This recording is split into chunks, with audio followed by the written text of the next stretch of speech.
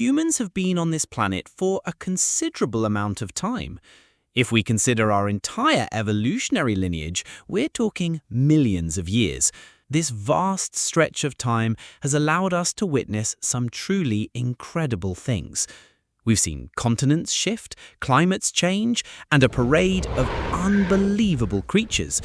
Many of these ancient animals were nothing short of terrifying monsters, and our ancestors had no choice but to share their world with them.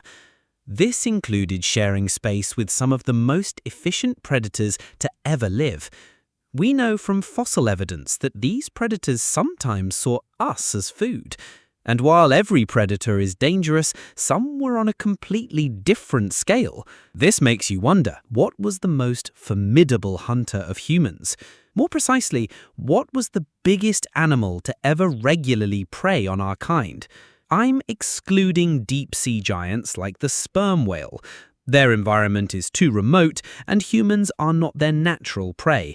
So, with that clarified, the answer to both questions is a single animal, an animal that astonishingly is still with us today: sharks.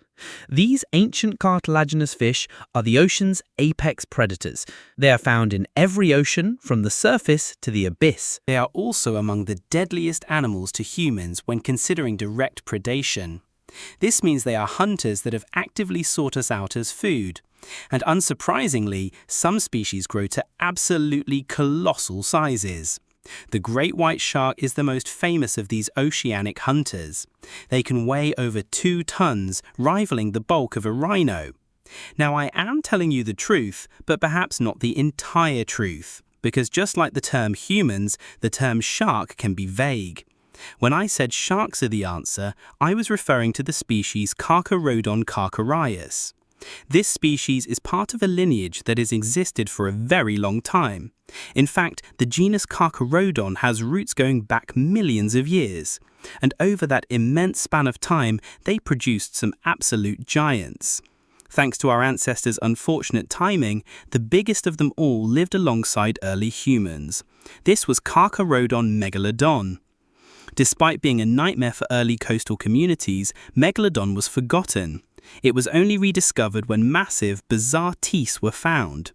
These teeth were clearly from a shark, but their size was incomprehensible. They were far too large to belong to any living great white. Their extinct nature was confirmed by dating the surrounding rock layers. These layers placed Megalodon in the Miocene and Pliocene epochs. This covers a period from about 23 to 2.6 million years ago. During this immense span of time, Megalodon was the undisputed ruler of the seas. The teeth indicated a body size previously unimaginable for a shark. The largest specimens suggest an animal reaching 18 meters or 60 feet in length. To put that into perspective, the largest great white ever recorded was around 20 feet. Most are significantly smaller than that. What's more, the methods used to estimate its size are often conservative. Many researchers believe the very largest individuals could have approached 65 or even 70 feet. We only have a fraction of the fossils that likely exist, so it's not a stretch to imagine there were even larger monsters out there. By length alone, this predator was a true leviathan. But it was also incredibly robust and powerfully built. It was essentially a submarine designed for maximum destruction. This resulted in a weight that might have exceeded 50 tons, larger than most whales it preyed upon. At this size, it had little to fear from any other creature. It also possessed a cartilaginous skeleton, built for power and speed. Additionally, with jaws that gigantic, its bite force was unimaginable. It likely dwarfed the bite of a Tyrannosaurus rex, making it one of the most powerful biters in Earth's history, allowing it to crush whalebone with a single devastating bite. A reality that undoubtedly befell some of our own ancestors, and not just the genus Homo, but other hominins as well. Back then, early humans relied heavily on coastal resources. These shores provided abundant food and water. However, this proximity to the water would become their greatest danger. The deep offshore waters offered perfect cover for the giant Megalodon, allowing it to conceal its enormous body and stage lightning-fast ambushes. They use their powerful tails to launch themselves at prey from the depths. Something else that is surprising is that over 80% of you watching are not subscribed. If you've made it this far, please hit that subscribe button. Now back to the video. What's really interesting is that despite knowing Megalodon shared our waters and that sharks do attack humans, we have no direct fossil evidence of an attack on a hominin. Researchers are confident it happened, but that raises a question. Where is the evidence? Well, the answer is a rather grim one.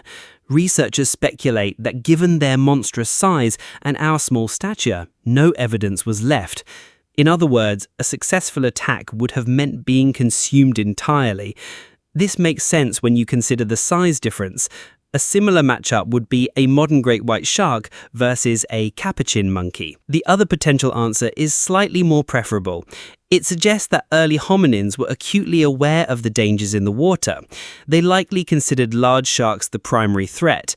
Therefore, using our intelligence and caution, we learn to avoid them. But even in this scenario, researchers believe we were definitely snatched up on occasion. Funnily enough, or perhaps not so funnily, even if we disregard Megalodon for lack of direct evidence, sharks still win the title of the largest animal to have regularly hunted humans. The craziest part is you don't have to change time periods to see the new winner. At the same time Megalodon prowled the deep, another massive shark hunted closer to shore, the great white shark Carcharodon carcharias. While overlapping in time, the great white is generally considered a successor. It appeared as Megalodon began its decline. It was very closely related, but differed in a few key areas. One being size, though to call it a difference isn't entirely fair.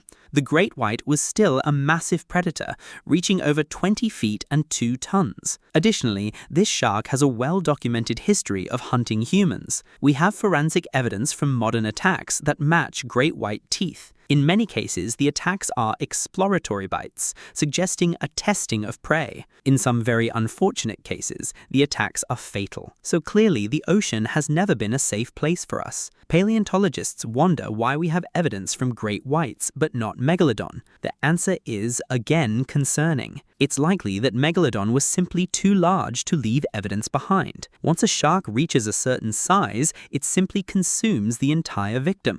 Quite a devilish design, which is why it's fitting that Megalodon, while similar to a great white, had key differences. It was far more robust, with a much thicker, heavier jaw. Its teeth were designed for cutting through thick blubber and crushing bone. Meanwhile, the great white's teeth are designed for slicing through flesh. Thus, despite its huge size, Megalodon was a specialist in hunting large whales. But truthfully, I personally would not want to test its interest in humans. In the end, it wouldn't have only been humans that feared these sharks. Like sharks of the present, they were opportunistic predators. They would have snatched up anything they could, which meant everything. Dolphins, seals, sea turtles, and whales of all sizes. The only silver lining is that Megalodon's range, while global, was still limited to warm coastal waters. It's well within reason that we are missing fossils from other areas. But on the flip side, their immense size likely came at a cost. A shark that large would have required a tremendous amount of food. It would have been vulnerable during times of climate change when prey numbers dwindled. It is currently thought that this reliance on large prey is what doomed Megalodon. The cooling climate of the Pliocene affected whale migration patterns. By 2.6 million years ago, it was presumably gone. There is also a good chance that its size made it hard to compete with newer, more agile predators. Predators like the modern great white shark. Ironically, its own cousin likely contributed to its downfall. For example, the oceans were home to many other sharks. The area where Megalodon lived was also home to mako sharks, hammerheads, and others. Before we feel too sorry for our ancestors, there is a redeeming quality about Megalodon. The method used to estimate its size is sometimes debated, with some estimates being smaller. It may not have been quite the 60-foot monster it's often portrayed as, but even a 50-foot shark is an unimaginable predator. With all this said, while not as monstrous as they once were, sharks still hold the title. They remain the largest predators in the ocean, keeping that tense relationship with us alive. Thanks for watching, and until next time.